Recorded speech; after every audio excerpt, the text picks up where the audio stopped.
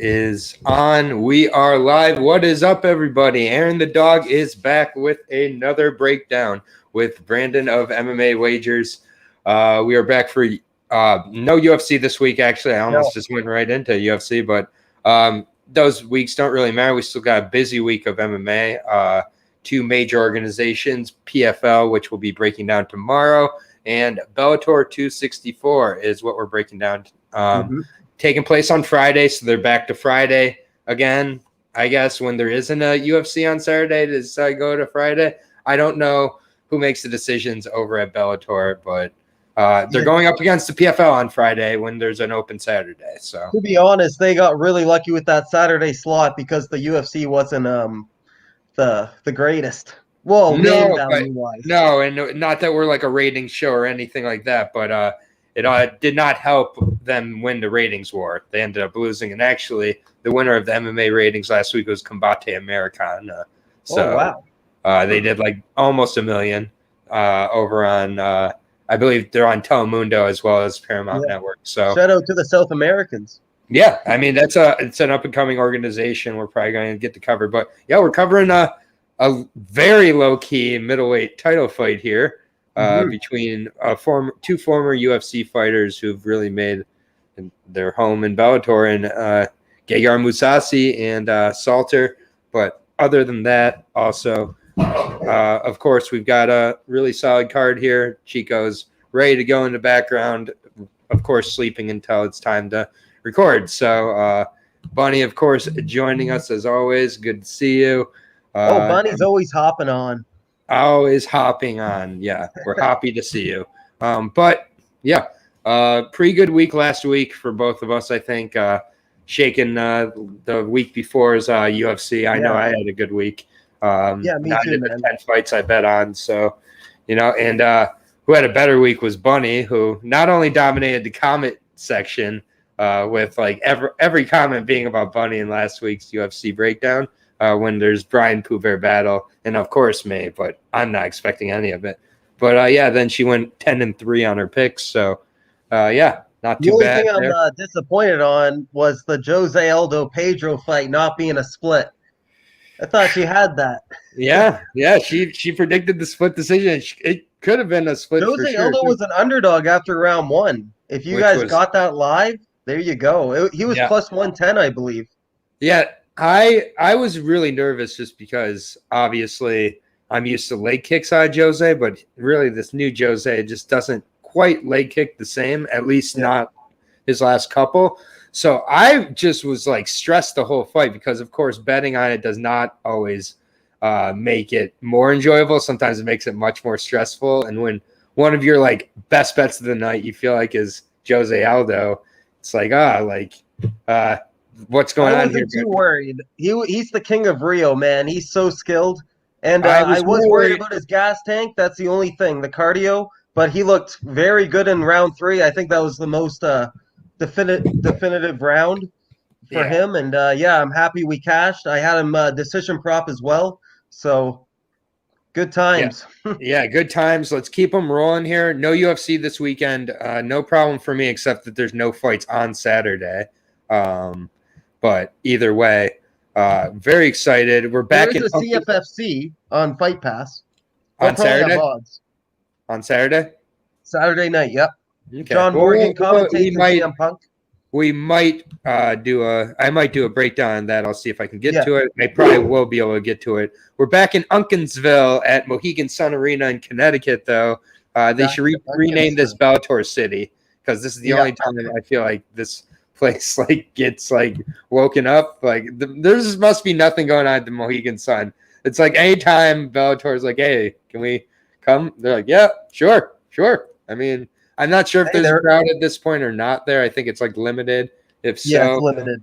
I would be just loving life if I was a Connecticut MMA fan though. I would be at all of these. Me too, man. Yeah, this is I guess a more typical Bellator card. I would say that offhand, I guess. There's a couple matchups here I think particularly are set up with a particular favorite in mind. But besides that, I think there's pretty well lined up, and I think there's some very live dogs on this card, just based particularly on some of these fighters getting the odds that are being placed on them. But it'll be interesting to talk about that with you. But I'm ready to jump in if you are. So we're jumping in. We're jumping with 2 catchweight fights. I try not to get it too in my head, especially when I don't have too much knowledge on the guys. But we're at our first bout here between Orlando Martinez and Joe Mcneil. It's at 195 catchweight here. Orlando Mendoza, I believe, is the fighter that I'm a little more familiar with, although they're both 0-0. So got a lot of amateur tape. Orlando weighed in at 185 for his last fight, while his opponent Joe Mcneil weighed in at 203. So I would think that the catch weight goes slightly to Joe.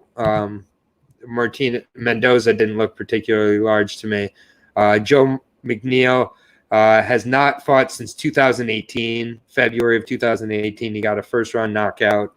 I haven't heard of anybody on his amateur record. He did go 4-2 as an amateur, or 3-2 as an amateur, and 1 grappling bout. Has been finished once in 15 seconds back in 2015. But besides that, I wasn't able to find any tape on him, unfortunately. I hate to start a breakdown like that, but with Mcneil, I wasn't able to find any. With Orlando Mendoza, I was, however, able to find tape, fortunately. And the tape I was able to find was pretty decent. As an amateur, he went 3-0, had 2 finishes inside of 3 minutes. The Carlos Torres Montes finish was really clean and nice right at the buzzer of the end of the first round to finish his opponent, who also had some success as an amateur. So seems like Mendoza, for the most part, faced a little better of opponents as an amateur. All of his opponents had at least a few fights. He did fight in 2019, and then back in July 10th of 2021, he got a split decision over a 3-3 opponent. So he's making his debut here. I liked Mendoza from what I saw, but these are 2 guys where there's very limited information, both making their pro debuts. But I would go with Mendoza. I think he looks much more smooth and kind of complete on the feet. Has a really good 1-2, good base for the most part. I think he just, I want to see the weigh-ins, I guess, to see how they physically match up here. But Mendoza did look pretty ready-made to make his pro debut from the 2 bouts I was able to see. So I'm leaning Mendoza. I also think it's a decent line, so I'll take a little shot on it. I'm not going to overly invest in it, but I like Mendoza here.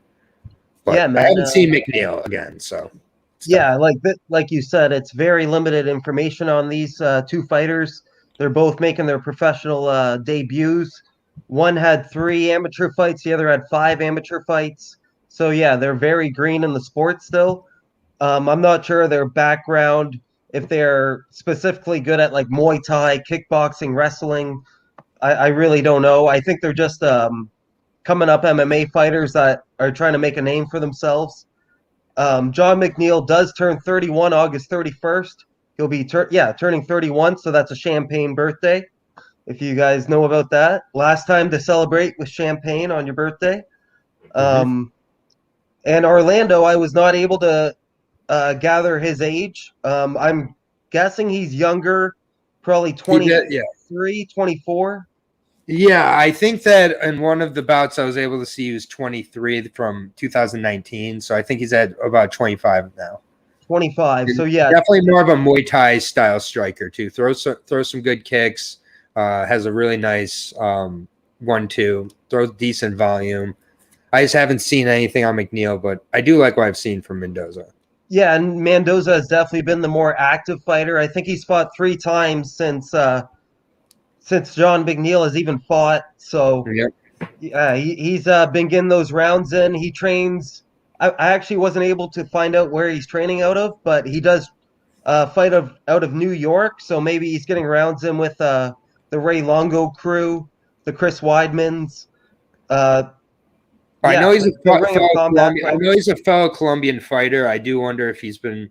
It's again tough to find the training information also, but Julio Arce is up in New York, fellow Colombian. I would think that Mendoza seems like good. Yeah, Mendoza seems like he looks like he would keep that kind of company again, and how he fights. From what I saw, I was impressed. So, that my pick will probably be Orlando. Yeah, I was thinking John as an underdog, but I just don't like the long layoff. Those Pennsylvanian fighters are really tough, though. He's not going to go out without a fight. That only knockout loss, like you said, was 15 seconds. So, yeah, this is a good opener. I'm excited to see how they look in their professional debuts. Yeah, and Orlando Mendoza minus 140 favorite. I really do like that price, but I'm also going against a blind opponent somewhat here in Mcneil. Yeah. I've only been able to see paper, but I'm glad to see Mendoza, who does have a couple impressive highlights on YouTube. They're not often you'll see those lines kind of punished or inflated. Here you're not seeing that, so maybe there's cause for concern, but either way, I'll take a small wager. I'm not going to go crazy on Mendoza here, but I like that price to start out the night. Next fight is another catchweight fight. This one is at 142. Very odd catchweight, but definitely welcome Sabrina making her stop by. I mean, we got Bunny, we got Sabrina. I mean, what can I say? I love attracting all of the MMA fans. They all belong here on the channel. So good to see you here, Sabrina. Hope you're feeling well on this nice Tuesday that we're doing a breakdown on. But Sebastian Ruiz versus Jeffrey Glossner.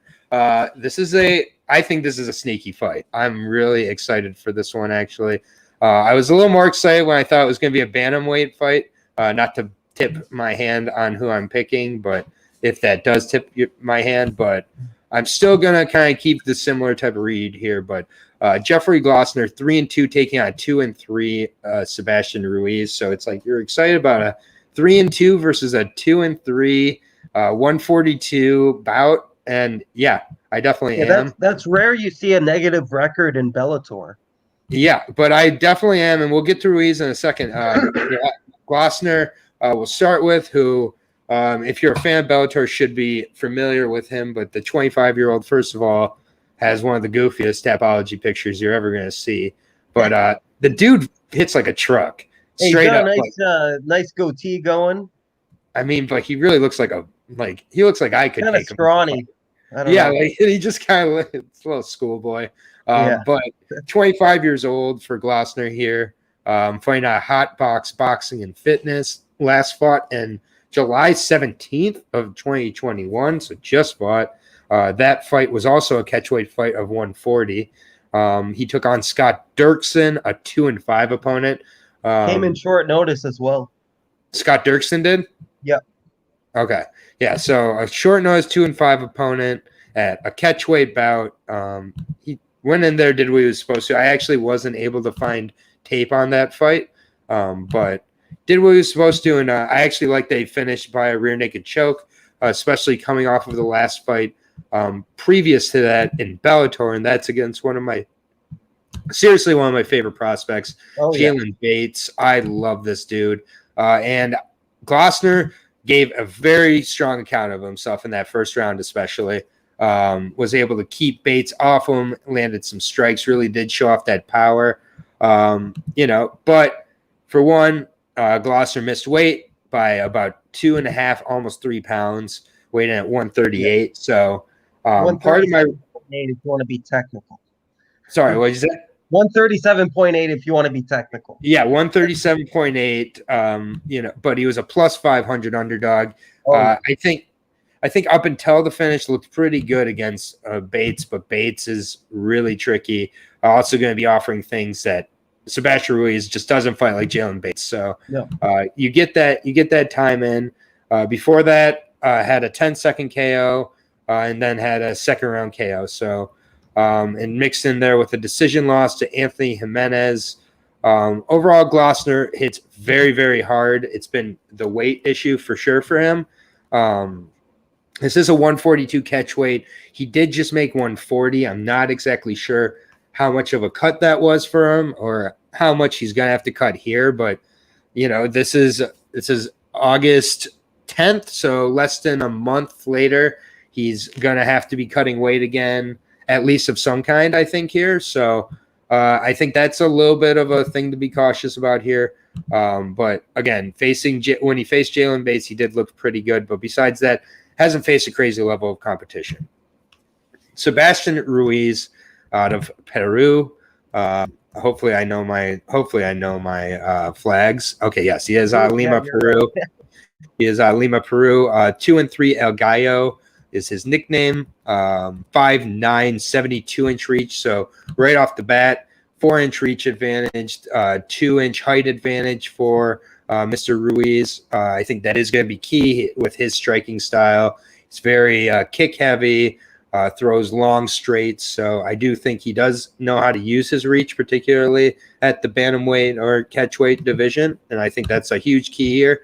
I think for Glossner is going to have to pressure and break that kind of distance control with the kicks and with the long jabs and everything, the body work that Ruiz is going to be trying to put in here. I do think that's the key, is the distance this fight is fought at. But Ruiz is 2-3. He's lost his last two. Hasn't fought since June of 2019. Yet I'm still really excited about this guy. For one, he's very young. I believe he fought Jesse Arnett, who you should know as a Canadian MMA fan. He fought Jesse Arnett as a 19-year-old. Yeah.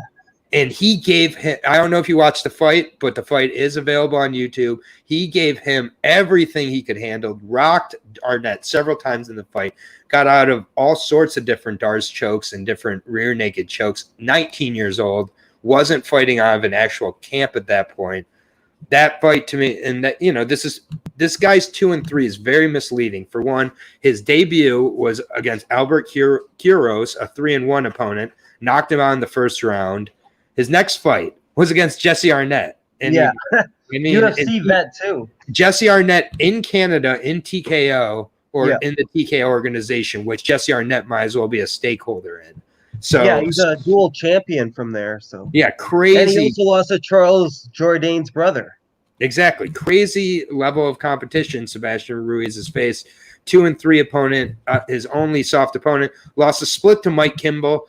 I did watch that fight. Mike Campbell won that fight very clearly. I'm not sure. Okay. I'm not sure what judge saw that for Ruiz, but regardless, this was when Campbell was very confident, not quite at the point where he is now. That has pretty much been a busted MMA product. So these are like very, very impressive level of competition. And I don't think that Glossner is necessarily the best guy he's faced to this point. So I think that, yes, Ruiz is 2-3, but Glossner's 3-2, has had weight issues, coming in short notice.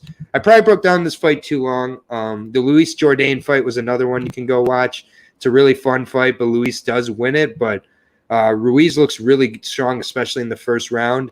He's been off for 2 years, and and he's coming back at 23 now. He could have had some serious improvement in 2 years off, where he's been able to add to his game. I think Glossner is a banger. He's a bopper. He can get in on the distance and possibly even finish this fight or win a decision for sure. But I'm going to take the dog. I'm going to take Ruiz. It's definitely a flyer for me, but I'm going to take the underdog Ruiz here. I like him to be able to establish the distance, and I am hoping for some serious improvements in some aspects of his game, learning from the level of competition he's exposed himself throughout his career.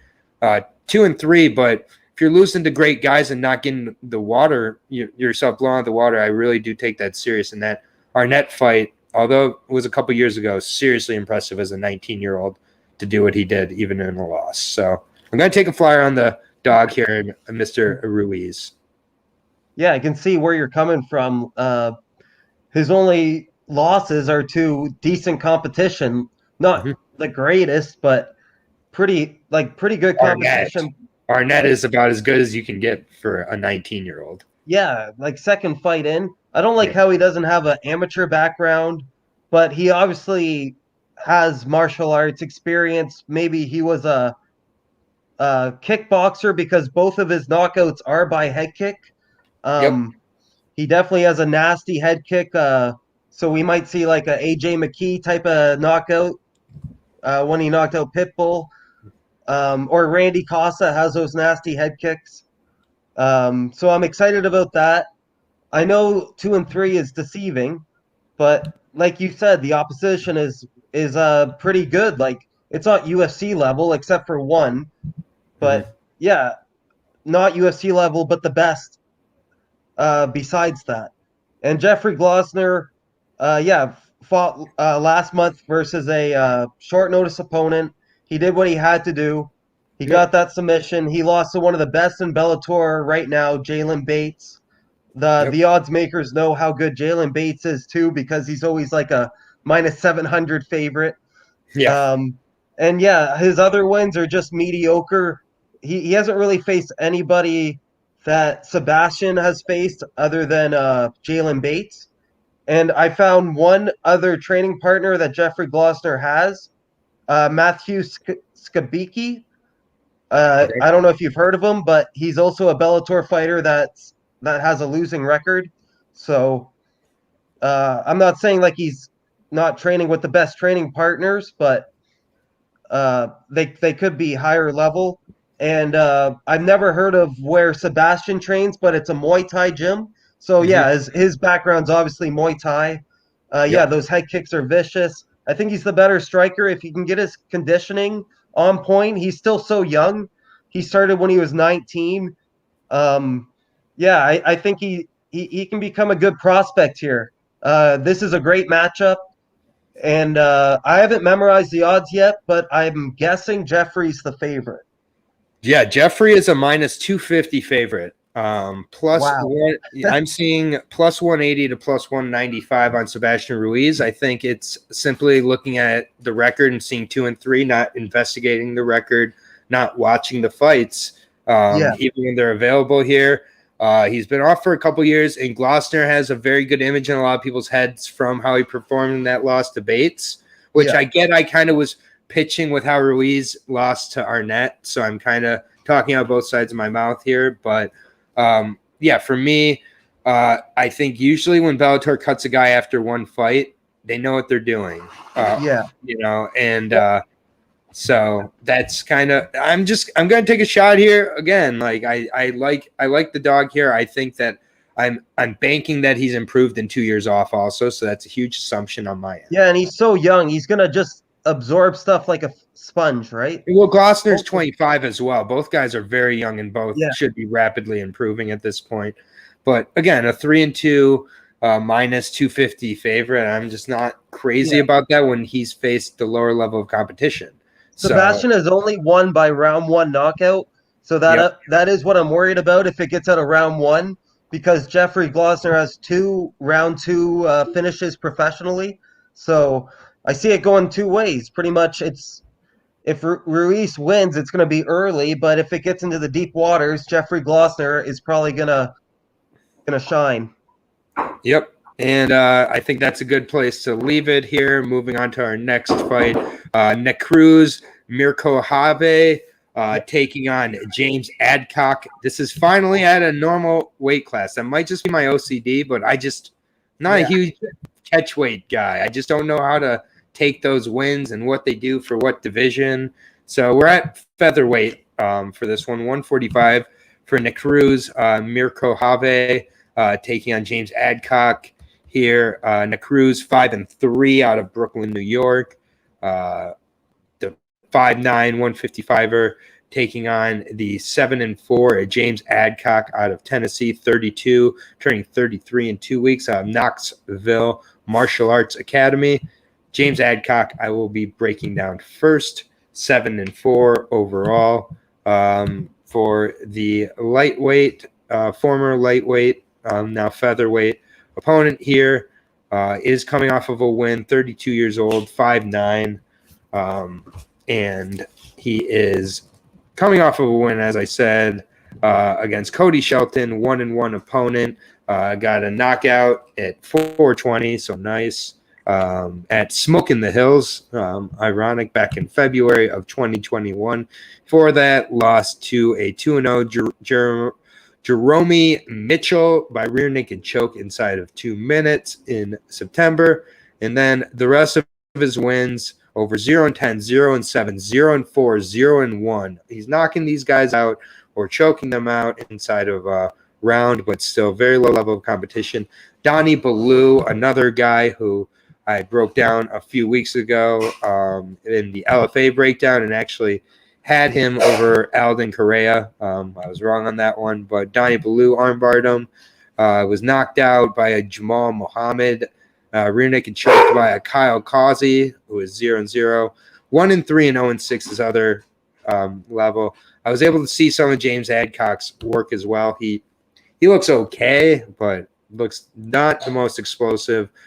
Looks very takedownable and wrestleable in many of his losses. He did have a lot of tape. He was supposed to be fighting an AFC All-American Bash on September 11th against a 10-1 Colin Farrell. So he took this fight with Bellator. Not sure what he's going to do there, but I assume that fight's off. But Nakruz Mirkhave is 5-3. He's definitely he's known for his wrestling, former amateur wrestler as well. That's kind of what is pictured here, I believe. He is in his mid-20s, I believe, 5'9", 73-inch reach. Again, fighting out of Brooklyn, New York. Is coming off of a win against Harun Yakayayev, who is 0-2. And that was in August of 2019. Rear naked choked him. He is a former Bellator, two-time Bellator fighter. He ended up neck cranking Pat Casey and finishing him in the third round to take his O away. That was really an impressive win, actually. And I don't believe there were odds for that fight. But I do believe he would have been an underdog in that. And then Marcus Sarin, wily kind of veteran guy himself at lightweight. It was a split decision. It was a really close fight. Nakruz just sometimes with his top position doesn't quite do a lot of action, so it's a lot of control with not a lot of striking, much more position over submission at times, although he has that submission against Pat Casey on his record. You'll see a lot of decisions here. Did get a rear naked choke back in August 2019. I just don't think James Adcock has the wrestling here. Nakruz should be able to wrestle, control him, and even on the feet, I think Nakruz should be pretty competitive as well. Yeah, Nakruz. Is that what you say, Nakruz? Nakruz Mirkhave. Do you know where he's from by any chance?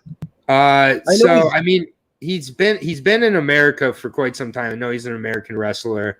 But I was not able to find his origin now. Yeah, he's from Brooklyn, New Jersey, apparently, but he looks like he's from some sort of Russian area for sure. He probably immigrated to America and really made a name for himself. He's 5-3 as a professional, 1-1 in Bellator. He's facing James Adcock, making his Bellator debut, 7-4 as a professional. So James Adcock definitely has the MMA experience, but I think Nakruz is an up-and-comer. He has lost 3 times, though. 1 by knockout, 1 by submission, and 1 by a decision. So he's lost by every way possible so far. Hopefully he learns from those mistakes, and that decision was close. The scorecards were kind of all over the place. One judge had him winning 29-27, so one judge had him winning a 10-8 round. And Marcus Sarin got another 10-8 round on another judge's scorecard. So, yeah, they're kind of all over the place on that one. James Adcock turns 33 at the end of August. I wasn't able to get Nakruz's age, but I'm guessing he's 27, 28, maybe younger. It's hard to say. But yeah, Nakruz should cruise here and probably get a unanimous decision. He's got 3 unanimous decisions on his professional record, so we know he can go a strong 15. The other guy, James Adcock, has multiple round 1 finishes, 6 out of 7, and the other one was a decision. He got a Oh no, he's got 100% finishing rate. I don't know. The other one probably came in round 2, but yeah, Very he's low level of competition he's fought. and very low level. So yeah, he comes out like a bat out of hell right off of round 1. I think he's gonna get tired. He might edge out the first round, but at the end of the day, Cruz should get a unanimous decision or a round 2, round 3 finish. Yeah, I think that I like the finish for Cruz. It seems like he, did kind of learn from his early kind of apathy with his grappling, and I believe that James Adcock is a guy at the level he should be able to finish. I just think the level of competition, the fighting style, all edges in Cruz's favor. I'm excited to see him coming off of the 2-year layoff, but I got him at minus 350. He's now at a minus 500 to minus 450, depending on the site you're on. Plus 320 to plus 275, depending on your site. I just think this is a matchup where Cruz should take it if he doesn't get caught, but he has been knocked out before. He has been submitted before, so he looks like Robbie Lawler went in a time machine. And put on a wig. But he doesn't really fight like Dagestani Robbie Lawler. Or wherever he's from. But takes us to the next fight here. We're at lightweight 155. It's a little bit trickier of a fight to read for me, at least. Justin Montalvo taking on Kenley St. Louis. I will start with the 3-4 Kenley St. Louis. First of all, we're seeing a lot of salty records on this card, more than I'm used to with the Bellator. But yeah, 3-4 on a 2-fight losing streak for a 30-year-old Kenley St. Louis, fighting out of Lauderdale Lakes, Florida. Not sure the camp he's out of down there, but I think it is one of the smaller gyms. He's coming off of 2 straight losses in Titan, so I have been researching him a little bit. Lost to Michael Lilly in the second round. Michael Lilly is a decent kind of veteran regional guy, and Slava Borshev, the Team Alpha Male kickboxing coach, and just has absolutely fantastic stand-up. And Kenley gave Borshev a tough go of it, but Borshev really did land a lot of strikes in that fight on Kenley. That was only back at the beginning of July, and it was a knockout. He's turning around here on, I don't know what commission cleared him on 1 month. I mean, he wasn't knocked out cold. It was like a series of strikes that I think are going to stay with you for a while here. You're 3-4. Yeah, it was like a fight of the night type of performance. Yeah, but Slava, I mean, landed a lot of head kicks in there, and I think he won the first round. In my opinion. I do too. Yeah, but he slowed down. That's 2 knockouts inside of a year for him, and he's fighting again on 1 month notice. I just really don't think that's strong decision making out of him here. He's taking on another really solid up and comer with good stand up here, although only 2-0 in Justin Multavo. Justin Multavo, as I said, 2-0 here.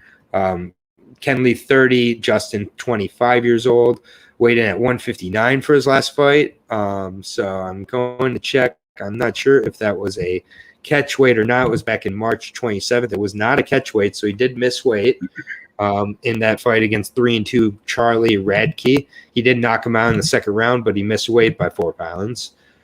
Before that, a first-round knockout of a 0-0 opponent. He was knocked out as an amateur.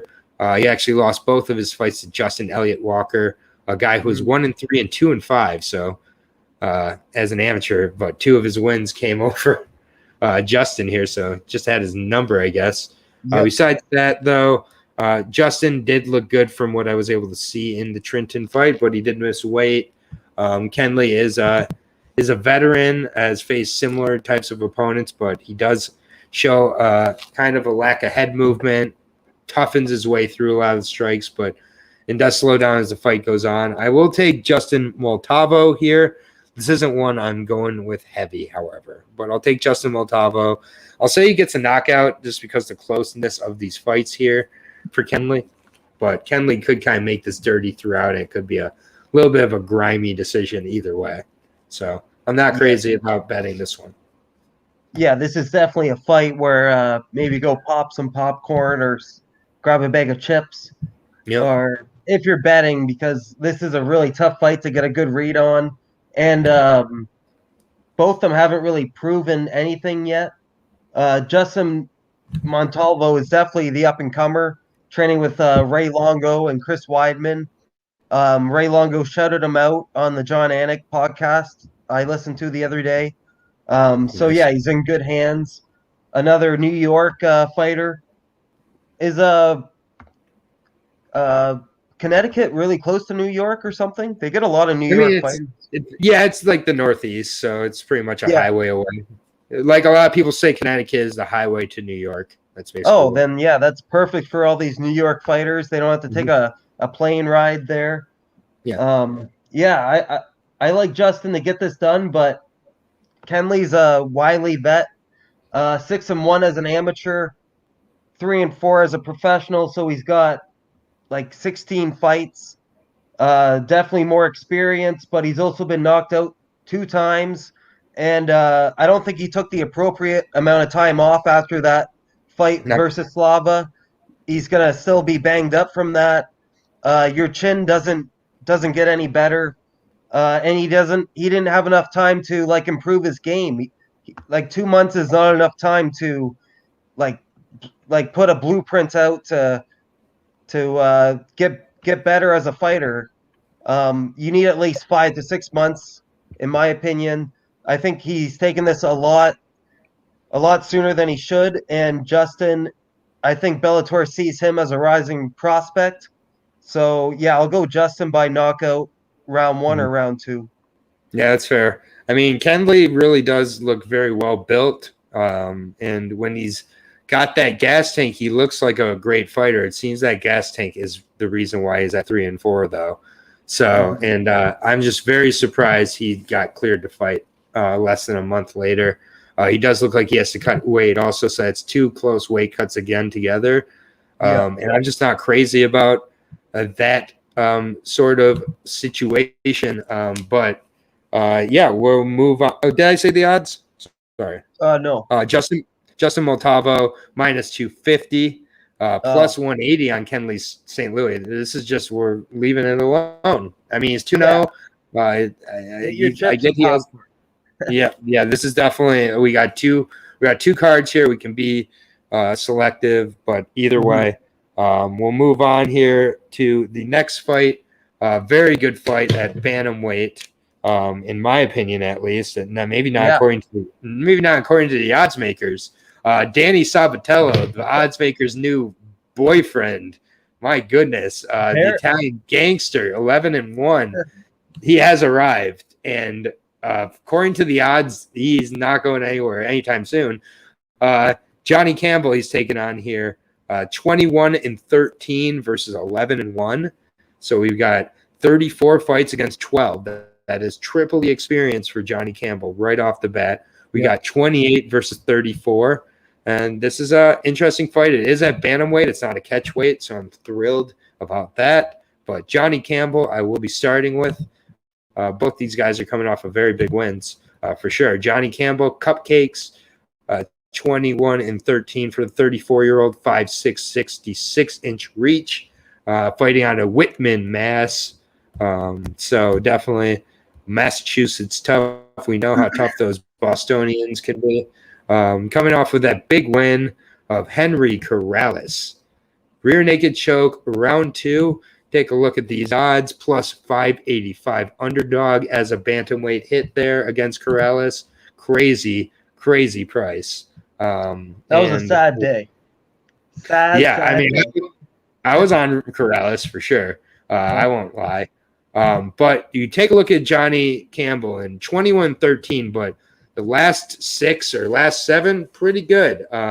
Win over Jose Lugo, 4-0 by Americana. Ended up finishing Chris Moutinho in the second round with elbows. We saw how tough he is. Got a KO of Bruno Diaz, a 19-10 opponent. KO in the third round of Jeff Perez, a 5-1 opponent. Was supposed to fight Leandro Higo at Bellator. Campbell had to withdraw, I believe, due to the ear injury that ended up costing him his next fight against Ari Farias, who we all know. I was all over Ari Farias a few weeks ago in Fury FC. I was wrong, my mistake. But Ari Farias is an absolute fantastic grappler. The fight wasn't able to start because his cauliflower ear exploded 25 seconds into the fight. So they had to stop the fight. But next fight for Johnny got that finish of Henry Corrales, where just immediately when it started, my fate in Henry Corrales as a minus 800 underdog just plummeted to a point where I wondered how I ever thought that was okay. But Campbell, props to him. He looked really, really good in that one. Rolled with the punch as well. He looks like he's tough to take down just from his base of that 5'6", 66, has tree trunks for legs. Very, very been around 34 fights. I mean, you look at the guys he's faced guy, basically everybody on the regional scene. He's even beat Dan Cormier. Now, no, that's not Daniel Cormier. Mini Dan. That is Dan Cormier. Just show you real quick. I don't know if you're familiar with Dan Cormier. He shows up on a lot of these guys' records. He's only 5'7". That's Dan Cormier. Nicknamed the Hamburglar. 8-10. Not Daniel Cormier. But either way, I mean, Campbell, he's faced guys like Jay Perrin on the Massachusetts regional scene, Chris Moutinho. I mean, really, he's faced who's who, and that scene is very, very solid as well. He's, fought over in World Series of Fighting back in the day, just made a lot of his mistakes early, for sure, but seems to have learned from it late and really does fight tough. But Danny Sabatello, the Italian gangster, coming off of a big win against Brett Johns, was it? Yeah. And Brett he came in Johns short notice. Came in short notice and out-wrestled Brett Johns, beat Brett Johns at his own game, and did show up short notice for that one. I believe he was a decent underdog. Yeah, plus 200 underdog, but still coming in on short notice, only a plus 200 underdog against Brett Johns, who had all the hype at that point. And it seems that Danny Sabatello has taken that hype. He had a few opportunities back in the day to get onto the UFC's radar, faced Taylor Moore and got a decision. Taylor Moore failed for steroids after the fight, and he dominated. So he beat somebody who was on steroids. Right, and he dominated him. I believe it was 2 or 3 10-8 rounds. 30-24, 30-25, 30-26. Yeah, and it was one of those where, like, because of how much he dominated him, he made his opponent look bad. So I think Dan was like, you should have been able to finish that, but he also was on the sauce after the fight. So, again, this is another guy. We'll talk about another guy at bantamweight later who the UFC screwed up on. But, yeah, Sabatello, they didn't give him the contract there. His one loss came in the 4th round to Erwin Rivera, a fight he was winning before he got caught. That is the question with Sabatello is what happens when the wrestling is stuffed and that chin gets tested? Because in the one fight it has been tested, Erwin Rivera put him away. That loss is obviously aged like moldy cheese, so not exactly a great loss. At the time, it was solid though, and Erwin Rivera, was after what 20 minutes of fighting. Yeah, exactly. It was after, and that exactly. It was late into the 24. Yeah, almost. I'm 20 guessing minutes. Danny was winning that, and Erwin pulled like a Derek Lewis type of victory. Yeah, that's basically what happened. In all honesty, I think that is what is going to have to happen in this fight. But, I mean, if Campbell can stuff those initial takedowns and really get Sabatello on his back foot a little bit, nervous and striking, this fight, all of a sudden, the odds don't completely shift because we're going to get to the odds here. But I think this gets very close, very interesting, and could be a serious upset. I don't have the guts to take it. I'm leaving this one completely alone, though. I'm taking Danny Sabatello by decision. Yeah, I was going to sleep Sunday night. I was thinking, what fighter do I want to go big on? And I was thinking Danny Sabatello. He shouldn't be any more than like a minus 300, minus 400. And once the odds came out, I was very disappointed and confused because it's in like the 4 digits. And I was hoping to put like a big... It's shifting up to minus 1,400. Minus 1,400, yeah. I was going to put like my max 5-unit bet on him single, right? Just a single bet because I don't like parlaying sometimes. And but yeah, I can't do that anymore. I'm a big fan of Danny Sabatello. He is so dominant. He does what you want as a bettor. He'll go in there and just stick to his bread and butter. And who cares if the fans are booing? He's gonna get the win. And I think that's what he's gonna do to Johnny Campbell. Johnny Campbell has 7 submissions. He has a triangle and an armbar victory. So Danny can't get too comfortable in the guard. But I think he's going to be the stronger athlete, the more confident athlete. Johnny Campbell was actually supposed to fight last week on XFC or something, one of those promotions. But I guess Bellator called him up and said, "Hey, you want to fight with us?" And maybe he's getting a bigger payday here. But yeah, I gotta go Danny Sabatello, the Italian gangster. Yeah, he swears every other sentence. He's a true gem in the MMA world, in my opinion. I know his fighting style is really boring, but he's got the personality, and I think he can go really far in this sport. He's already calling out Sergio Pettis, so yeah, he's got confidence through the roof. And if Johnny Campbell fucks me over again, I might have to buy a shirt or something. I don't know. I mean, well, I'm not betting this. Minus 1430 plus 650 on Johnny Campbell. I guess you can't even parlay that, really. No, there's nothing you can do with that one. And if anything, I put a very small bet on Campbell in case inside the distance if he's going to win. Yeah, exactly. But either way, I hope it's a good fight. But is this on the main card, this fight, or the? No, this is still prelims. Oh wow, okay. Yeah, I hope it's a good fight. I like Danny Sabatello quite a bit. But yeah, this is gonna move us on to the next fight. We're still on the prelims here with Pam Sorensen taking on Roberta Palm Salmad at 145, 8-3. Pam Sorensen making her, I think, Bellator debut here. Taking on Roberta Palm Samad. We've seen a couple of these kind of Invicta staples making their debuts over in Bellator. We saw it with Vanessa Porto last week. Roberta Palm Samad is the fighter I will be breaking down first. 5-1, 33 years old. Last fought at 155 for PFL, 5'8", 70-inch reach. Had been coming off of 3 years off of due to having a baby. So now 33. She did get a win over in PFL.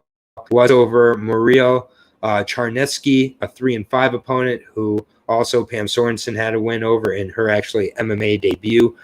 Before that, lost to Julia Budd over in Bellator. That was in 2015 of November.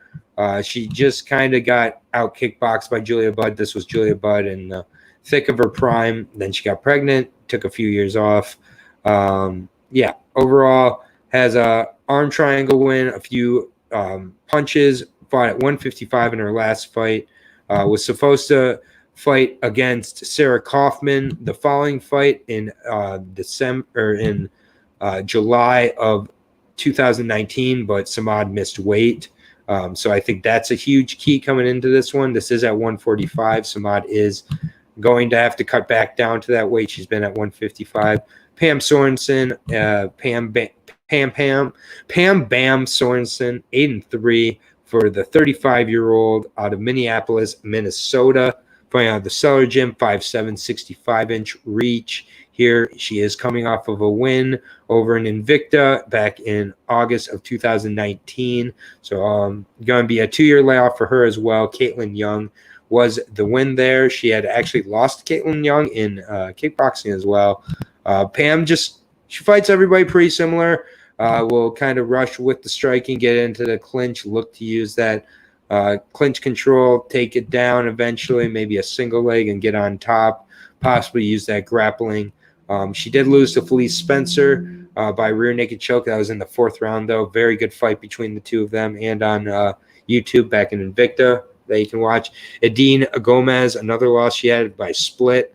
Went back and watched that one. Very close fight. And Adine Gomez, one of the best women never to make, one of the bigger organizations. So no shame there. Took care of Helena Kolinsky, who we saw back in LFA a few months ago. So yeah, was it PFL? Yeah. Okay, my mistake. She lost twice in PFL. She got knocked out cold by Larissa. Remember that? Larissa Pacheco put like a 1-2 on her. She kept coming in recklessly, and it was just easy. It was an easy payday for Larissa. Yeah, but you look at some of these other wins for Pam. Split win over Jessica Rose Clark in Invicta. A split win over Nico Montano back in 2016. Shayna Young was a split loss for her. Yeah, wow. Like these are good level of competition. Again, she beat Muriel Charneski, who was Roberta's last fight here. Yeah. I really like Pam here. The thing I'm concerned about is the physicality and size of Roberta. Pam is one of the smaller, kind of scrappier 145ers as is, and Roberta's going to have a massive size advantage here, but I do think Pam's able to grit away, wear her down, grind on her, and I think eventually takes a decision here. Roberta does have a Brazilian Jiu-Jitsu black belt, so I don't think the submission's there, and she's pretty big and physical. I think that it's going to be tough to finish her, but I like Pam here. Level of competition, but 35 years old for Pam, 33 for Roberta, and so anything could really happen, but I'll take Pam here. Yeah, this is a tough fight to predict. I don't know what to expect from Roberta. She might come out like a completely different fighter. She hasn't fought in 2 years, I believe, coming up on 2 years. Over 2 years. So yeah, I'm a little worried about that. But before that fight, she had taken 3 years off due to pregnancy.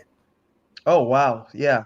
And 2 out of her 3 past opponents have come in short notice. Lika came in short notice in 2014, and Charneski, who we spoke about, came in short notice as well. She got a 30-27 scorecard decision win there. Mm-hmm. Yeah, she's a Brazilian woman. I always kind of put them on a pedestal because Brazilian MMA women fighters have been doing really well lately. But yeah, I just can't get a good read on this fight. Pam has been there, done that. She's scrappy. She's gonna beat you if you're not on your A game. Mm-hmm. Yeah, I think it's a easier pick to just go Pam, because Roberta has been so inactive, and you can't really tell what she's going to come with. Pam Sorensen also trains at the Cellar Gym with Nate Richardson, who had a split decision loss to our boy Fernando Padilla. So yeah, she's training with somebody who almost beat Fernando Padilla, who's in the UFC. Yeah, she's got the experience.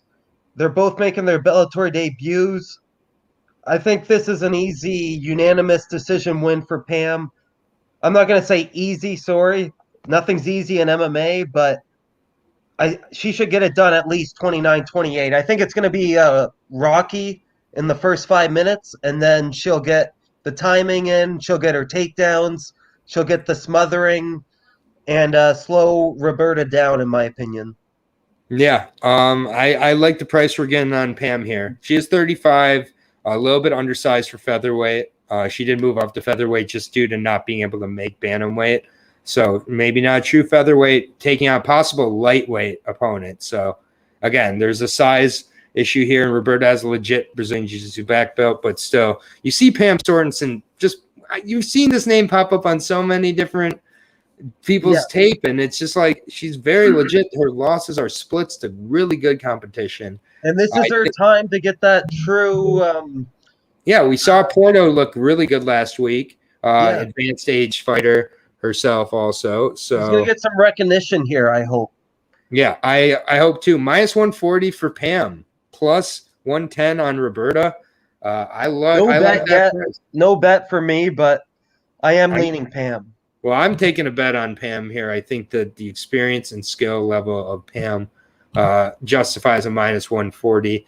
That is the featured prelim, which is pretty dope, because you know what that means? Our first fight on the main card is our boy Ty Werder taking on Mr.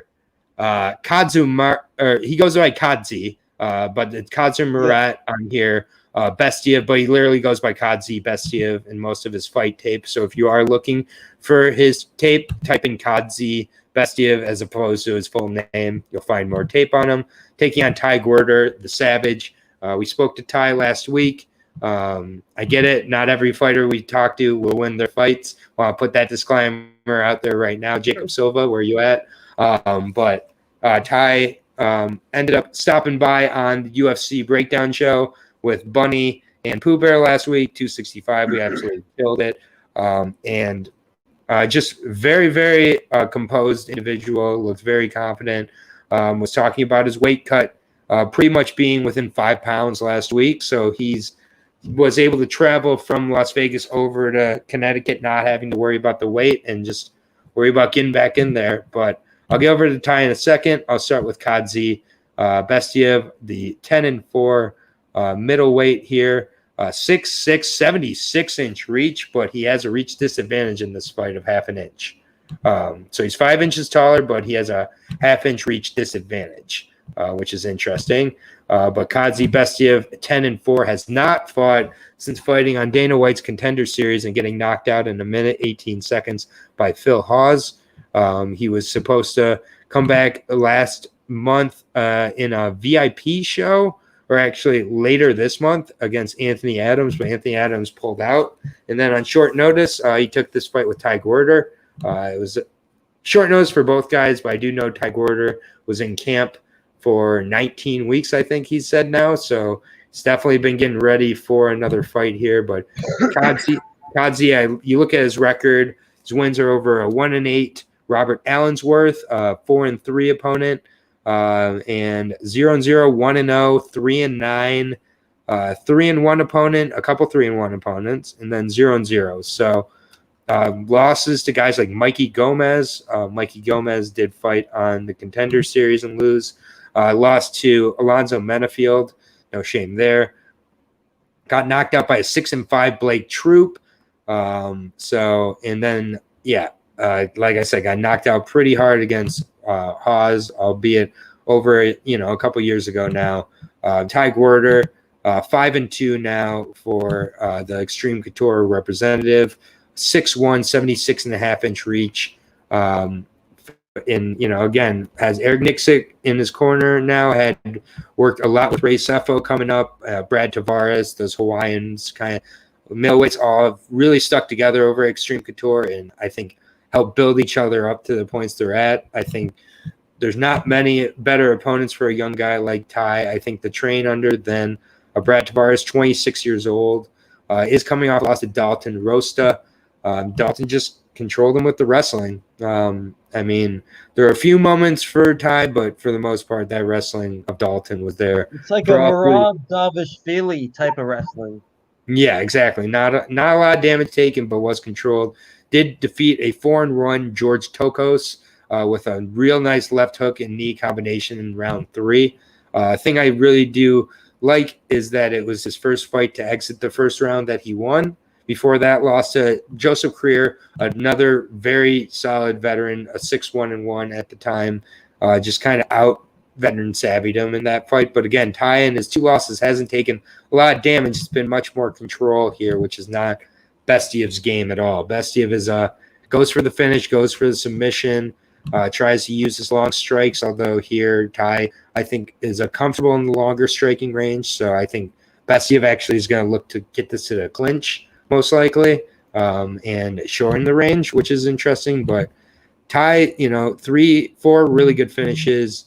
The finish of Mike Jones over in LFA with the liver kick particularly was really nice. He's a very tricky southpaw striker, good movement. The southpaw body will be open for the kicks, for the body kicks and the body work, I think, in this one. I think he works to the body, gets those hands lowered, and then goes up to the head. Bestiev has shown to keep his hands low, but that was against wrestlers, so I'm not sure if that's kind of his striking style or not. Needless to say, I'm all over Ty here. I love the odds when they opened. Yeah, I hear you, man. Aaron and I discussed this fight earlier in the week. Well, I guess yesterday. And we had minus 155. I think he ballooned up to a minus 250. So somebody who has money put like thousands and thousands, maybe his cornerman or maybe himself. I don't know. But I mean, the secret was out. That was one of those where the odds makers test the public, and the public didn't bite on the 1 and 2 Bellator guy. Maybe you can parlay him with Danny Sabatello, get minus 190. I'd have to take a look, but that seems okay to, or there'll be prop odds for the main card for sure. Yeah, this is the main card, so they're trying to promote Ty, in my opinion, because Ty's been around. He's a Bellator 3-time fight Bellator vet, I believe. Yep. This is his 4th Bellator fight. Kadzi's making his Bellator debut. He's been knocked out 3 times in his professional career. They're both holding 100% finishing rates. So both Kadzi and Ty have never won by a decision. So they get in there and get the job done, which you should be doing nowadays because the judges in MMA are so off. It makes me mad. I don't even want to get into it, but Jared Ty Werder is he's a legitimate opponent, man. We had him on your podcast last week. He's in good company with Extreme Couture, Eric Nixick, and Ray Seppo. I found out he was in a relationship with Courtney King. I believe he told me that. Yep. So he's his whole life evolved in it's just surrounded by fighting every day. He's been in camp for 19 weeks. 19 weeks in and out, waking up at probably 6 or 7 in the morning, going to bed at 9, doing that 6 days a week. In my opinion, I think he's going to have a big performance here. He's a big knockout artist. 5 out of 5 finishes, all by knockout. He's got a couple of head kick knockouts. He's got a body kick knockout. Kadzi is 6'6", and that can be a detriment because being so tall leaves your head more exposed, especially against a shorter stockier opponent. You're breaking up a little bit. Yeah, sorry. Can you hear me? Yeah, you were just breaking up a little bit, but basically. So Kadzi 8 years experience versus Ty's 3 years, but I just think there's so much tape on Kadzi as well. Ty's going to have a good game plan here, and being knocked out 3 times in the past already, you gotta pick Ty. And the book, whoever made that huge bet on Ty, good on you. You got the money line when it was bettable. It should have been me. But Ty is a minus 270 favorite, plus 215 on Kadzi here. Yesterday, I'm still okay with putting it in. Yeah, I'm still okay putting in a parlay or two, but I love that minus 150 price. But I think this is a more accurate line. If I'm being honest, I do like Ty to get the finish. I probably will put that in the prop as well. Next fight here. This is a really interesting one to me. At least to me. We're at heavyweight here. Davion Franklin taking on newcomer Everett Cummings. Battle of Undefeateds here. 3-0 against 15-0. Everett Cummings, 15-0 for this guy. Out of Corona, California, 34 and a half years old. Weighed in at 257 for his last fight, 5'11", 75-inch reach, taking on the 6'3", 80-inch reach Jackson Wink product, Davion Franklin. So Everett will have a 5-inch reach disadvantage. Looks to be the smaller of the opponents here also. But 20-0 is 20-0. We do look at the opponents here. I have not heard of one person on his record. Not one. And the records are 0-0, 0-0, 0-0, 0-0, 0-1, 0-1, 3-4, 2-1, first positive record. Then we go back to 7-16. We got 12-7, 2-8, 0-5, 9-11, 7-4 finally, and Bellator actually. So he has fought in Bellator one other time. Bellator after that did not re-sign him. He went over to Gladiator where he had a no contest due to an illegal downward elbow, and then a rear naked choke win of Son Davis, a 4-1 opponent. He's now taking on 3-0 Davion of Franklin. Looks like I lost Brandon here, but we'll get him back when he does come back.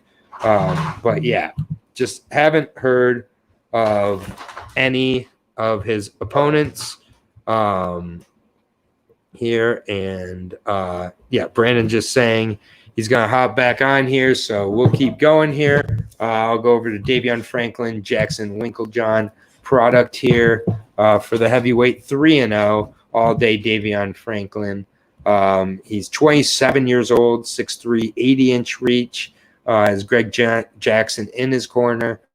Been able to see him working really on that conditioning, which definitely is the Achilles heel for Davion.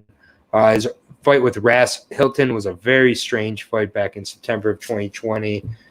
J.W. Kaiser, the fight where he got to the ground and took him out, but decent guy in J.W. Kaiser, Ras Hilton, two veterans that definitely stretched the gas tank a little bit. With Reese Hilton, ended up hitting him in the back with audio's choppy. The audio's choppy for me or for everybody. But Davion Franklin coming off a win back in May of 2021 over Tyler King, got the knockout by punches 2 minutes into the first round. So wasn't really able to answer the question about what happens when he gets expanded. But yeah, Davion Franklin, I just think is a just massively talented, gifted athlete. Hits really, really hard. Everett Cummings has not faced a very high level of competition here. It is 3-0 against 15-0. So, I mean, it's a 5-1 experience edge. But I do like experience, but I like it more when it's over a good level of competition, with Davion Franklin has shown he has over, while we're not quite seeing that level of competition for Everett Cummings. I'm not familiar with the camp he's fighting out of. I think Davion Franklin comes in here and probably gets another first-round knockout. Everett Cummings has not gone the distance very often either. A lot of first-round finishes for him. I think if this gets into a second and third round, it gets really grimy. Wouldn't be crazy to see it get there, but I think it's a first-round knockout for Davion Franklin. I'm not going to get super creative here. Minus 250 favorite, plus 200 underdog in Everett Cummings. Everett Cummings has won in Bellator once before, 3 wins for Davion Franklin. So all day Davion Franklin, I like at the minus 250 mark. Here's Brandon to finish up the breakdown here. What's up, buddy? Not much, man. It was just so choppy. I think one of our streams was lagging, but I think we're good now. So did you make an official pick? Yeah, I took Davion Franklin. I went with, I think that he doesn't get the gas tank tested in this one, which is eventually going to be what really lets you know how good he is. I think it's another first-round finish for him. Everett has a ton of first-round finishes as well. I just think Davion, better camp, more physically imposing, and I think the better prospect. But 3-0 against 15-0, it's five times the experience, but almost all the experience for Everett is over subpar competition. Yeah, I've never heard of any of his wins. Like, not one. That's really bad. Yeah. So Davion Franklin, at least I've heard of Ras Hilton. That was an ugly fight. But that was a bad fight. J.W. Kaiser I've heard of, but he's also nothing to brag about. Tyler King, definitely nothing to brag about. I think Tyler King has been knocked out 8 times. Yeah. So, these guys have some fights on their records, though, and positive records at least. Not 6-17. Davion's catching these opponents at the best time possible. Yep. He's still so green. Like we saw in the Ras Hilton fight, he will gas after 5 minutes. That was less than a year ago. So he's still developing a full-rounded game and has to work on his conditioning. We know Actually, Everett Cummings, he's kind of in the same boat. He's got 12 out of 15 round one finishes, 80%, and 3 out of 15 in round two. So he's never won by a round three finish. He's never won by a decision. So, yeah, we could possibly just bet the under 2.5 rounds or whatever it is. But I kind of like Everett Cummings at the odds just because Everett has been in Bellator as well. This will be his third fight. He's also undefeated as an amateur. Oh no, he did lose one fight as an amateur, but he's 20-1 if you add up his amateur and pro records. 20-1 as a heavyweight is incredibly good. And he's been around the game for 9 years now. Actually, probably longer than that. 11 years since an amateur. So yeah, 20 he's and been fighting since he's 23. I know the opposition hasn't been that good, but it's hard to find good opposition in heavyweight. Especially as you're improving your record. Like as people start to see 14-0, 15-0, who's going to want to take that fight? Yeah, for $1,000 or whatever, you're just going to get a 4-1 opponent. You're going to get a red mark on your Tapology, and promoters aren't going to want you. So Everett Cummings is I think he's a good fighter, man. He's been there, done that 16 times professionally. This is his third Bellator fight, and he's been a champion in other organizations. 34 is a great age for a heavyweight as well. Davion's only 27. Yeah, I'll go Davian round one, but other than that, Everett Cummings should get this done. Yeah, so minus 250 for Davian, plus 200 for Everett. We finally have a disagreement. So you're going with Everett? Yeah, I've already put a bet on him. Oh, interesting. All right. Well, good luck to you on that one.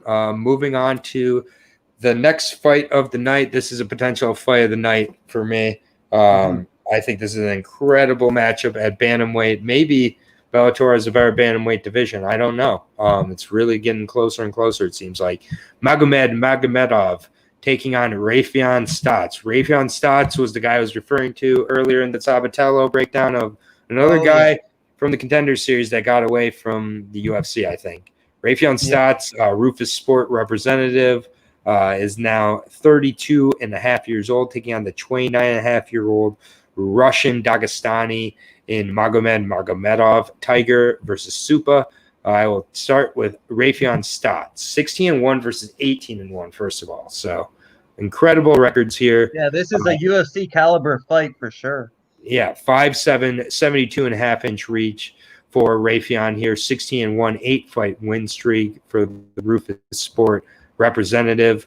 We look at it here, and he lost to Mirab Divashvili by spinning back fist in 15 seconds. So it's like, okay. That's gotta hurt. Yeah, I mean, but it's also like that's not losing over 15 minutes. That's not even like that's like the Jose Aldo Conor McGregor knockout.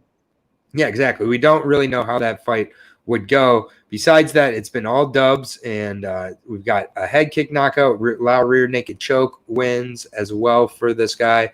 Ground and pound. He's just very well-rounded, really athletic, has slick movement. A win over Levi Maus over in LFA looks very, very good now. The Ryan Lilly win was solid for sure. A lot of his finishes do come later in the third round, which I like to see.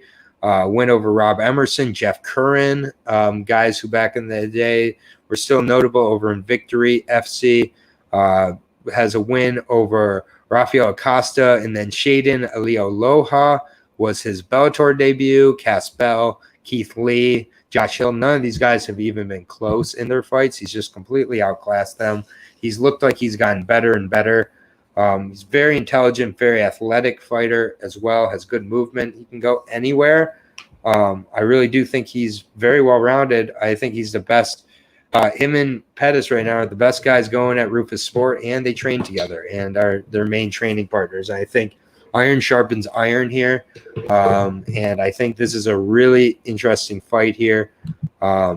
I love the level of competition for Stotts coming in here, and especially how he looked against Josh Hill. I actually had Josh Hill in that fight, and he made Josh Hill look like an amateur. Like Josh Hill was really coming off a good few performances, and Stotts' athleticism combined with his IQ is what makes him so different. He just athletically should not have the IQ he has. You're not used to seeing that. But Magomedov, you can say the same thing again about, honestly. Super athletic freak here, 5'7", 69-inch reach. So he will have a 3.5-inch reach disadvantage in this fight. 6-fight win streak, though, for the DAG fighter representative here. Coming off that win of C.J. Hamilton. That was on short notice. It was supposed to be Jared Scoggins. But, yeah, he did take care of C.J. Hamilton in that one. Did you see the odds for him in that fight? What wasn't it, like minus 2,500? That's right. Yeah. Insane. And I think he dropped the first round, in my opinion. Or it was competitive. It was competitive. I do think he still took it. But before that, Matthias Matos, a 12-1-1 opponent. He was a minus 370 favorite in that one and took that one pretty easily. 10-8 round on one scorecard. Yeah, I took that one pretty easily as well. This guy is really, really good. His only loss was a loss to Peter Yan, and he also has a win over Peter Yan, albeit by split. Both fights were very good there. Magomedov might be the second best bantamweight in the world, behind Peter Yan, or he might be the best. This guy is really good. Rafael Stotts might be top 5. That's the other crazy part here. So I just think this is a world-class fight here. Based on the odds, I took a stab at Stotts. It's hard for me to really pick either side here, though. I think this is so close. But I bet Stotts here. I'm going to go with Stotts. Maybe it's wishful thinking here. I think this is a 29-28 either way, possibly even a, God forbid, split. So when that's the case, when the odds are this crazy for Magomedov, because Russians just can't be placed or priced normally anymore, I went with Stotts here. Maybe that's clouding my judgment here. What's your thoughts on this fight? This was one I have a hard time getting a read on. I respect both guys, and I feel good picking either one, frankly, in this spot. So probably a sign not to bet it, but the price is there to bet Stotts. So I'm getting trapped. This is definitely a fight of the night contender. Maybe my favorite fight on the entire card. I'm really high on both guys, so it's hard to pick a winner. Magomedov, his odds have been insane. He's been minus 2,500, like we spoke about, minus 370, minus 690, minus 725. Like, you're not making money off this guy. And Rafael Stotts, at least actually the odds are really high on him too. Minus 225, minus 220, minus 540. He's never been an underdog either. Both these guys have never been underdogs in their professional careers. Stotts really making an appearance in the underdog category, making up for lost time, I guess. Yeah, because he's like a plus 350, I believe. His odds have even got better overnight. I regret betting him yesterday. Yeah, plus 330 now, or plus 385 now. Yeah, so I thought for sure the line would have got closer, but maybe the public just sees Magomed and is parlaying him and everything. They're making all these Magomed parlays because we are going to speak about 2 Magomeds tomorrow in PFL. So they might be going huge on like a triple Magomed parlay. Stotts is 8-0 as a NCAA D2 wrestler. He's never lost as a collegiate wrestler. So I hold him in very high regards in the wrestling department. But Dagestani wrestling is a lot different. It's a lot trickier. It's not the same. But yeah, honestly, Magomed didn't look that great against C.J. Hamilton, but I think he was fighting on C.J. Hamilton's level. Maybe he underestimated him a little bit, but he's not going to underestimate Rafael Stotts. There's no way. And he trains with Zabit Magomedsharipov. Zabit's brother just won his Bellator debut last week at 20 years old. Looked really good too. I think they're getting really good rounds in. I see this, like you said, it's going to be a close decision. It's going to be a really close decision, or it's whoever can pick up the other fighter's tendencies, and it's just whoever gets the gas pedal started first, in my opinion. And 29-28 is very likable. And I could even pull a Boston and say this is going to be a split decision. Hey, we'll see if you can pull off that split. It's always bold to make the split decision prediction, especially on tape. But yeah, I'll make it fine. Raytheon Stotts by split decision. No, do it. I want a UD. Over 2.5 might be a good play if it's minus like 150 or something. I don't know. Yeah, I think these guys. It's tough for me to see either guy getting the finish here. Magomed is minus 500 to minus 550.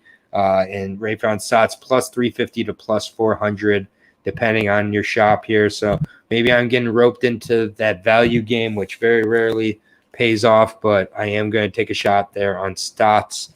But if people are betting Magomed, the bookie always wins. So these people are going to lose their money, maybe.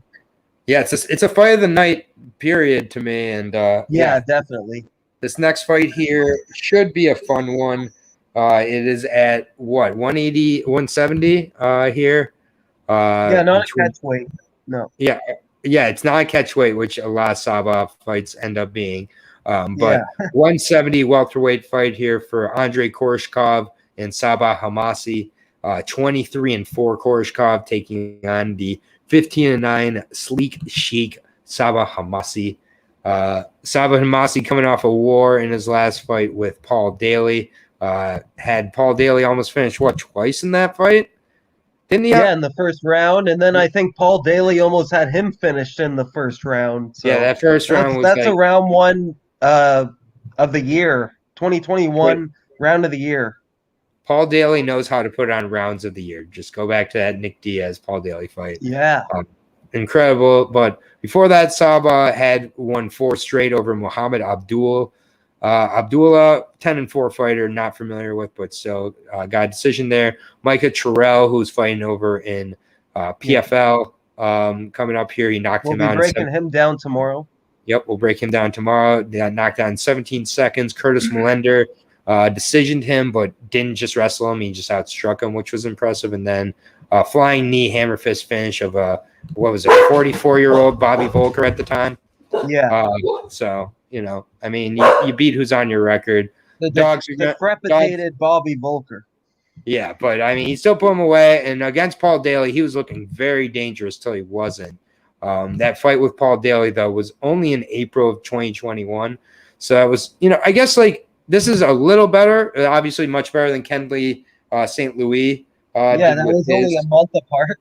Yeah, but still, I mean, under 4 months, is a little bit risky. The Dags are barking. Once we get to this hour 20, hour 40 mark, Chico just looks at me off screen and just kind of starts to glare a little bit. He's like starting to get everybody a little mixed up here. We got a newcomer in Enzo here today who's doing great, but starting to bark a little. But no one cares about that. Either way, I do wonder with Saba's losses. Saba loses by KO a lot. Lost by KO to Paul Daly, lost by KO to Razouk Al-Hassan, lost by KO to Razouk Al-Hassan. That is not an echo. Lost by KO to Tim Means. Lost by KO to Reggie Pena. I mean, he didn't get knocked out. Didn't get knocked out by Carrington Banks, so that's good. And then they got knocked out by Frank Carrillo.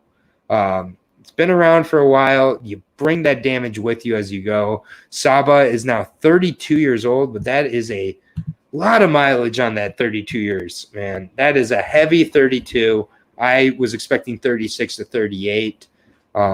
I think that Daly fight did no favors. Now they're just giving him another just absolute bruiser in Andre Korshkov. There's no takedowns that are going to be attempted here. It is just going to be two guys throwing just kicks and punches at each other until one goes down, in my opinion. Andrei Korshkov, the Russian fighter here, 30 years old, 6'1", 76-inch reach. So he's going to have a nice reach advantage there. Coming off an armbar win over an AMC back in February of this year. Lost a split decision to Lorenz Larkin, a guy who just hasn't quite been able to get it going over in Bellator, but still a very solid guy there. No shame in a split decision there. And also got rear naked choked by Douglas Lima late in the 5th round. But besides that, finish of Ninja Kawani, Chidi Ninja Kawani, and Vaso Bakosarevic, 33-17 fighter. Finished him with a spinning back kick. A lot of good wins on his resume. A win over Douglas Lima back in the day, did Benson Henderson. He's been around here for a while. I think he has so much less wear and tear, and he has an ability to get the finish here. And I think should get the finish. I would think the KO is in order here for Korshkov in round 1 or 2. Yeah, man, I gotta agree with you. I saw this highlight video of Andrei Korshkov Bellator put out, and that just sealed the deal for me. He is a killer. He's got a crazy left hook. He attacks the body. He's defensively sound. He's got very good distance management. The guy is legit. And Great experience. I've never been able to say that about Saba Hamasi. I've never said he's a legitimate fighter. And I think after getting knocked out 6 times, like, it's just hard to pick somebody to win after their chin has failed them that many times, and against somebody who has a highlight reel of knockouts and has Andrei's only been knocked out to 2 of the best in the world. One to Douglas Lima, former 2-time Bellator champion, and one to Ben Askren when Ben Askren was taking guys down at will.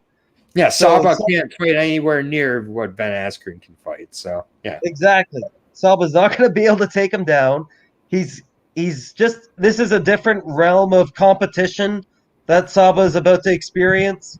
And I think Andrei Korshkov should return to Bellator with a fanatic knockout. I'm hoping he pulls it off.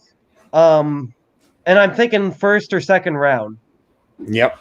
Minus 400 for Korshkov. Let's ship it down with the KO prop. But I also will be parlaying Korshkov as well in one of my bigger parlays.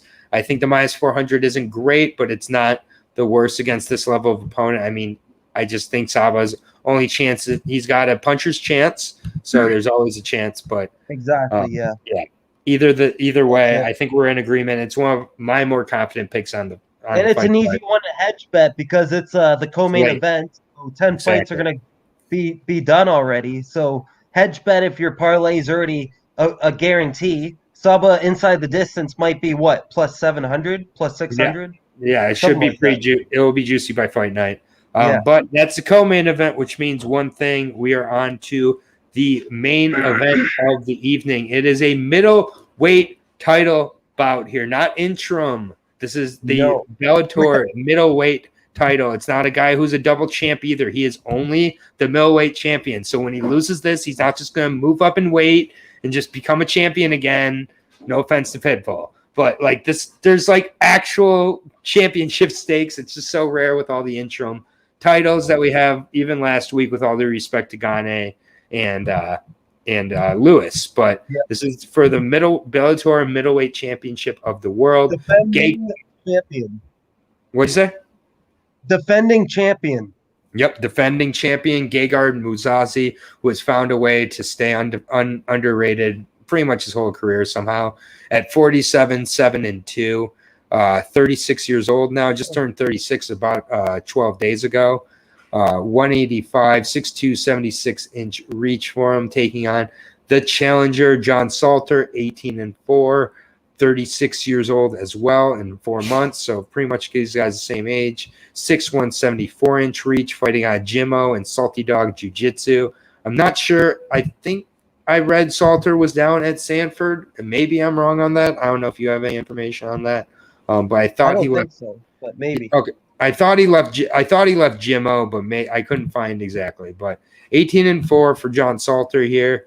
Really impressive record for the 36-year-old. 6-1 here fighting out of Wilmington, North Carolina, and GMO, according to Tapology, on a 3-fight win streak, all in Bellator here. After losing to Rafael Lovato Jr. in round 3 by rear naked choke. No shame there. Beat Shinji Ninja Kuwani as well as Costello Van Steenis, who 12-1. That was a very good fight and very good. And that's Gegard's training partner. Yeah, exactly. And then Andrew Koppel, he just dominated Andrew Koppel in that fight. Easy Absolutely dumb. Yeah, and I bet Koppel. I'm so embarrassed by that. Minus 400, John Salter was. Yeah, and I just was like, I had liked what I saw at Koppel. I thought his wrestling was going to be good enough to make it a kickboxing fight. But so far, other than the 4 losses, no one's been able to take Salter out of his game. I mean, look at this. It's rear naked choke, triangle choke, ground and pound, rear naked choke, rear naked choke, rear naked choke. One decision over Van Steenis, and it was an impressive one. Arm triangle. He has one decision in his 18 wins. As a grappling-dependent fighter, I find that terrifying because that means he is smothering you, waiting until you start to make those positional mistakes and then locking in the chokes. He's got some ground and pound here. He is a really good wrestler. Unfortunately, so is Gegard Mousasi. Gegard Mousasi may be one of the best MMA wrestlers out there. He's really, really strong, and he's got just a strong overall game. But I mean, you look at Salter, since Lovato is his only loss in his last 10 fights. And then other than that, all finishes other than the decision. But again, Gegard Mousasi, one of the best in the world, 47-7-2, crazy record here for the middleweight here. He's really is one of the best fighters in the world. He has been for several years, coming off of a dominant, impressive wrestling, heavy game plan against Douglas Lima. He was just so much stronger than him, so much bigger than him, such a legitimate middleweight compared to Lima, who was just trying to kind of move up in weight, not quite. Gegard Mousasi, who could be a legitimate light heavyweight. Gegard Mousasi is just one of the best guys at both of these weights, but at 185 particularly, I think he's very strong. Had a split over Machida. That was a fight where Machida was able to keep it on the feet. But Machida's always in split decisions. Yeah, but I don't think it was a split from Mousasi. I really do think Mousasi took that one pretty clearly. The ground and pound win of Rory McDonald was a statement. But John Salter is a legitimate middleweight. These guys are going to, I think, go in there and be grinding for a lot of this fight. But I think once Mousasi is able to kind of pick up on the wrestling kind of patterns of Salter, he's going to be able to keep this on the feet. I think Mousasi pulls away each round as this goes further and further. I think Salter needs to blitz on the grappling and submissions early on and try to catch him before this gets too far, because I think as this goes, the cardio, the wrestling is close, but the stand-up is not close. The experience is all in Mousasi's favor here as well. I do like Mousasi. I do see a route where Salter can get the upset, but I think over 5 rounds, I like Mousasi to find a spot to finish Salter. Salter has been finished a few times in his career. I think Mousasi has the ability to as well. But Salter's tricky, man. And 18 wins, 17 finishes as a grappler. Grappling-dependent fighter is pretty impressive. I can't lie. Yeah, that's a good breakdown, man. Like, thanks. It's pretty much like who can get the better of the grappling, because Gegard is the more he's the better striker for sure. The more fine volume striker. John Salter has one route to victory, and that's get it to the ground and get a submission. And like you said, the longer the fight goes, it's gonna favor Gegard Mousasi. They both have similar losses. They both are coming off losses to Rafael Lovato Jr., who's one of the best submission artists in the game. Before he had that crazy health attack. I can't remember exactly what happened to him, and he's coming back. He just fought last week. Oh, what? Oh, I think he's grappling. I don't know if he's in MMA, Yeah, but yeah, he's but he came. grappling right now, and yeah, he could potentially make an MMA return. Gegard was minus 550 in that fight, so if you had Rafael, you won big on that specific night. Um, it came down to one round in that fight with Gegard and Rafael. It's whoever won that fifth round, and I think Rafael got his back. He got the back control in and tied him up and just won the 5 minutes, right? And I think he And won 40. Salter could do that. Salter's that good. If he gets your back, he can backpack you for 5 minutes. Yeah, so he could definitely steal rounds. And Mm-hmm. it's a 5-round contest. It's for the championship. Yep. I don't think John Salter has ever won 5 rounds. He is a former Armageddon middleweight champion. He's a former King of the Cage middleweight amateur tournament champion. He's got gold medals competing in submission wrestling, representing the United States of America, multiple wrestling grappling accolades. So yeah, you can't underestimate this guy, but Gegard's also a very talented grappler in his own right. Yeah. He's got he's more of a, I don't know. It's hard to describe Gegard. Like, he uses his wrestling much more defensively than Salter, who's all offense. Yeah, and his striking is so different than anybody else's. Like, he looks so lazy in there, but it's effective. It's composed. He looks like the laziest fighter, but so effective. Yeah. And it just, I think it baffles opponents. Like, how am I losing to this guy who looks like he's not even trying? Mm-hmm. And yeah, John Salter might get caught up into that game. I'm gonna hedge bet John Salter by submission, but other than that, Gegard Mousasi is gonna win this fight. Yeah, I agree on this. I do respect the odds here. Minus 300 for Mousasi, plus 225 for plus. Was that the new dog? Is the new dog getting pissed? Yeah, just a little bit, but plus 225 for Mr. Salter here. I do really respect the odds here.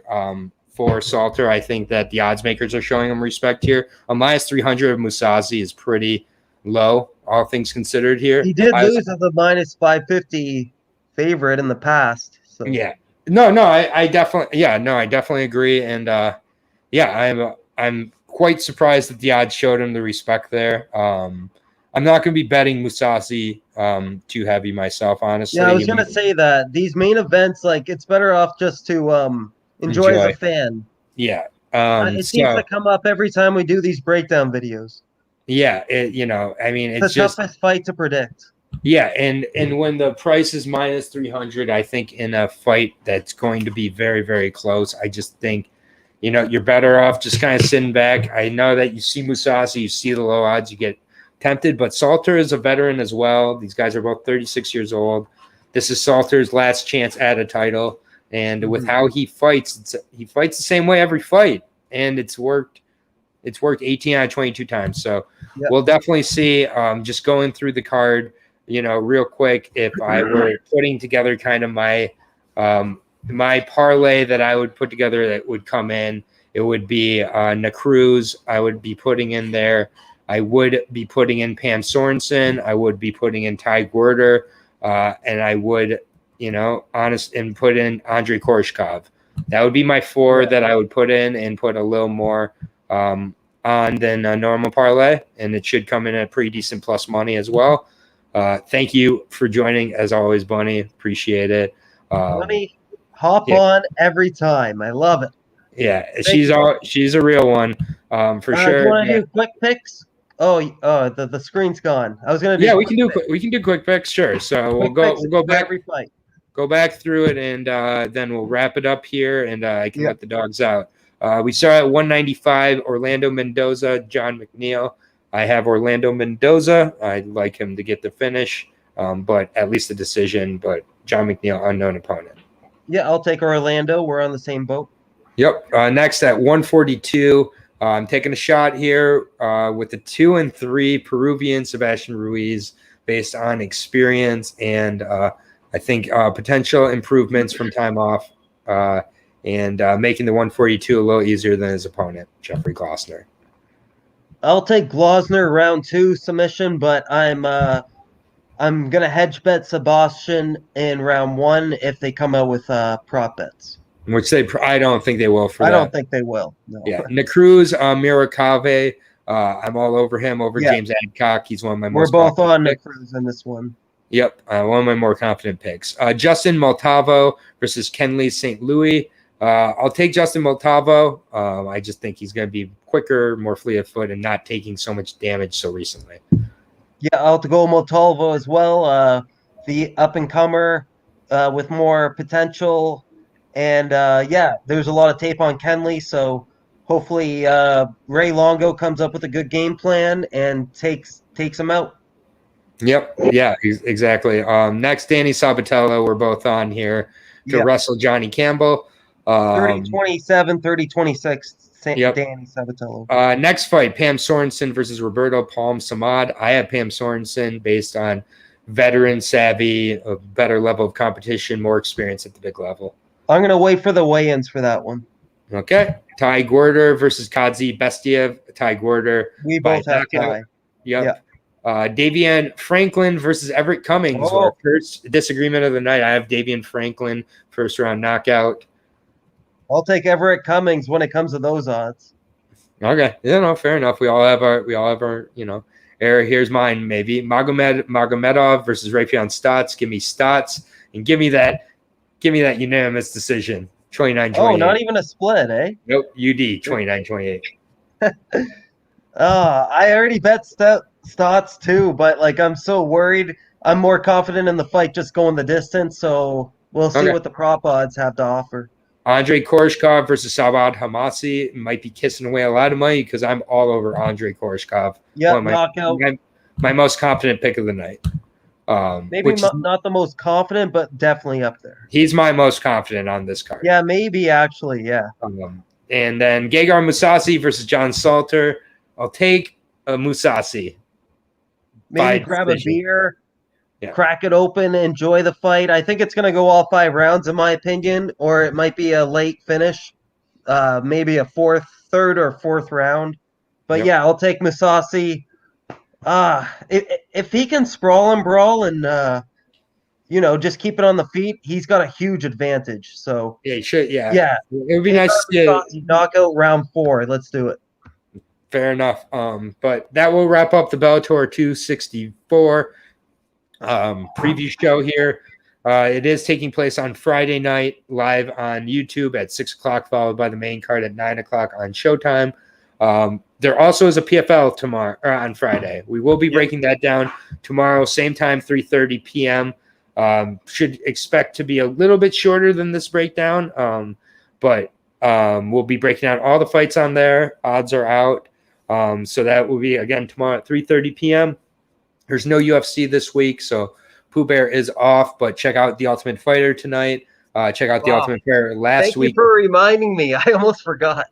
Yeah, Tuesday is Ultimate tough Fighter, night. buddy. Yeah. Tuesday is tough night, so definitely check that out. It's the second to last of the semifinal bouts. So I believe it's the bantamweight tonight. Yep. And then last week was Brian's fight, so you should already know that. But shout out to Bunny. Shout out to everybody who joined us here. We're really getting some good traction on the channel, over 100 subs now.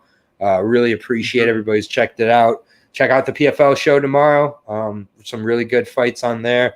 And we'll be back tomorrow. But for Brandon of MMA Wagers, for Aaron the Dog of Aaron the Dog MMA, we will see you tomorrow. But keep cashing those bets and keep taking care of each other out there. Appreciate you, Aaron. Appreciate you too, man. Great show.